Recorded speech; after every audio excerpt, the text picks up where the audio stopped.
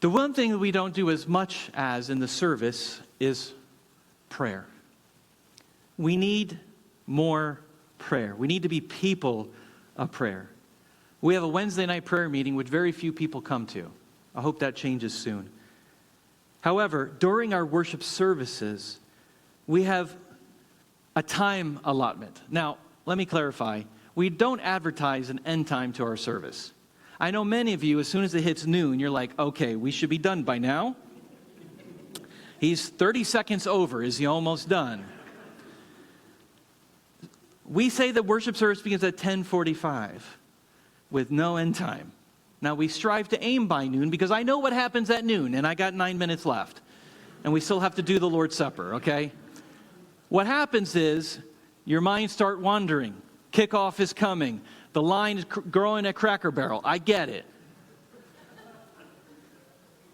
And so, with the things that we do in the worship service, we are mindful of time. Although it shouldn't matter. If we're worshiping this eternal God, time should not matter. It should not matter. So we need to pray more. And we battle this cultural sensitivity of 12 o'clock. So what do we do? So today, I'm making an announcement. And I teased this yesterday on Facebook. Beginning September 8th, in 1 month, our worship service will begin at 10:30. This does not mean that our worship service will be 15 minutes longer. It'll be on average 5 minutes longer. And those 5 minutes will be dedicated to prayer by one of our elders as we bring specific prayer requests from the congregation. Someone's having surgery this week. We're praying for so-and-so's family member who's lost. We're praying for one of their missionaries. We need to have a dedicated and specific time of concentrated prayer. And to do that, we're going to move the service to 10:30. And most Sundays, we're going to be done by 11:45 to 11:50. Way before noon, way before you start panicking about the clock. For when we observe the Lord's Supper, as we will do today, we go way past noon. But when we do the Lord's Supper, we should be done by noon.